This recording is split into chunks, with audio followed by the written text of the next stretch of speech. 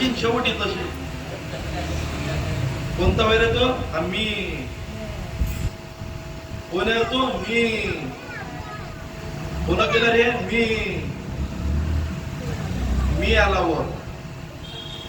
अहंकाराचा मी आला वर. तू नाही आला, मी आला. मीच दिला त्याजवळ, कारण तुला अहंकार झाला होता. तर त्यानं त्याच्याजवळचा जो शोधला तो म्याच होता.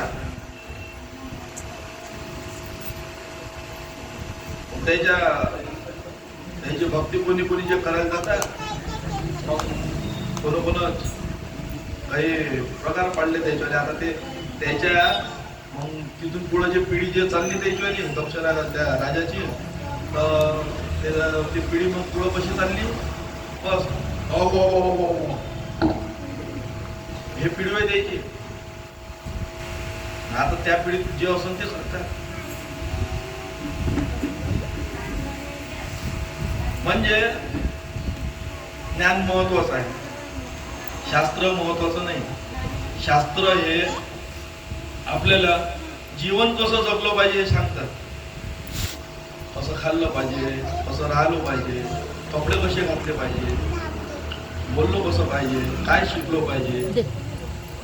जीवशास्त्र शिका, समाजशास्त्र शिका, अर्थशास्त्र शिका, अनेक प्रकारचे शास्त्र शिका. आणि प्रपंचामध्ये एक समाधानाचं जीवन जगा.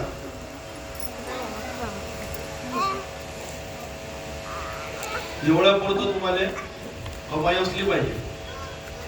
अनेक प्रकारचे शास्त्र. भाजी कशी करायची त्याचं पाकशास्त्र आहे. कोणाकोणाला त्या पाकशास्त्र समजत नाही. कायच्यात कायची भाजी, कायच्यात कायची भाजी. भाजी मी बनवली,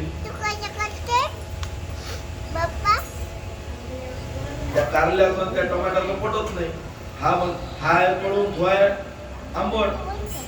पळू आंबट का पाहिजे, त्या दोघांचं पटत नाही. याचा गुण वेगळा, त्याचा गुण वेगळा. मग निर्माण होणार अवगुण आला आपल्याला. तर हे पाकशास्त्र आहे. त्या पाककलामध्ये आपल्याला सगळ्या प्रकारची भाजी, कोणती वस्तू कशी आहे, काय आहे, त्यामध्ये सगळं सांगितलेलं आहे.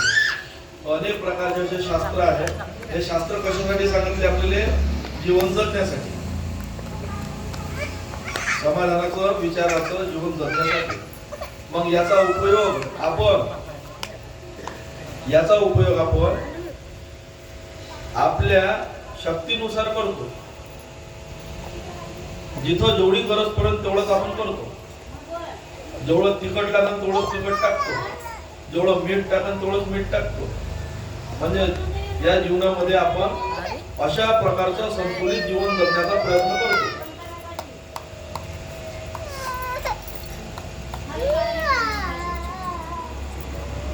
तर असे अनेक शास्त्र आहेत, परंतु या शास्त्रामध्ये देव प्राप्त होण्याचं ज्ञान नाही. म्हणजे त्याला परंपरेची गरज आहे, गुरु परंपरेची गरज आहे. गुरु परंपरा जिथं तुटली तिथं ही कृपा काम करत नाही. कृपा शक्ती आपोआप थांबून जाते. अखंड गुरु परंपरेची गरज असते, तेव्हा ते शक्ती काम करते तिथं. म्हणजे आत्मज्ञान काम करते. ही गुरु परंपरा निर्गुण, निराकार, अविनाशी परमात्मापासूनची सुरू आहे. आणि मूळ तत्व हे अभेद आहे. भेदाचं नाही, अभेदाचं आहे. जिथं मूळ आलं तिथं हे ज्ञान, सगळ्या प्रकारचं ज्ञान बाजूला चाललं जातं. पाप, पुण्य, न्याय, अन्याय, धर्म, अधर्म सगळे तिथं निघून जातात. मूळच आहे. पण जिथं मूळ नाही आहे तिथं पाप पुण्य आले. तर प्रथमयुग सहस्त्राणी दिनमेकं पितामह सहस्त्राणी विष्णुरेक घटिकमेवच विष्णुरेक सहस्त्राणी फलं भवेतो महेश्वरम आणि महेश्वरम सहस्त्राणी शक्तिरर्धम अर्ध फलं भवेतो ईश्वरम. म्हणजे ब्रह्मा विष्णू महेश या तिघांचे मरण सांगितलेलं आहे. एवढंच नाही तर त्या तिघांले तयार करणारी जी मूळ माया आहे तिलाही मरण सांगितलंय. त्या तिघांले तयार करणारे जे मूळ माया आहे तिलाही मरण सांगितलंय. मग भक्ती करता कोणाची? आपण या गुरु महिमेद्वारा विवेक स्वरूपाकडे जात आहे. बरं, आपल्या डोळ्यामध्ये मर्यादित असलेला जो देव आहे त्याला बाजूला ठेवून, सगुणाला बाजूला ठेवून आपण निर्गुण भक्तीकडे जात आहे. भक्ती आणि अभक्ती यातली भक्ती निवडून राहिलो आपण, अभक्ती बाजूला ठेवत आहे. सगुण म्हणजेच अभक्ती. परोक्ष ज्ञान आणि अपरोक्ष ज्ञान. परोक्ष ज्ञान बाजूला ठेवलाय, क्षेत्र बाजूला ठेवलेला आहे, क्षेत्रज्ञाकडे जात आहे. स्थित प्रज्ञ होऊन हे समजून घ्या.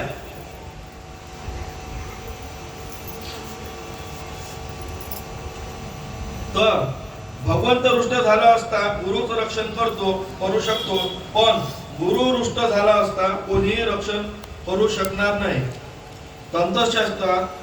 तंत्रशास्त्रात गुरु महिमेच्या विषयात अनेक प्रकारचे वर्णन सापडते.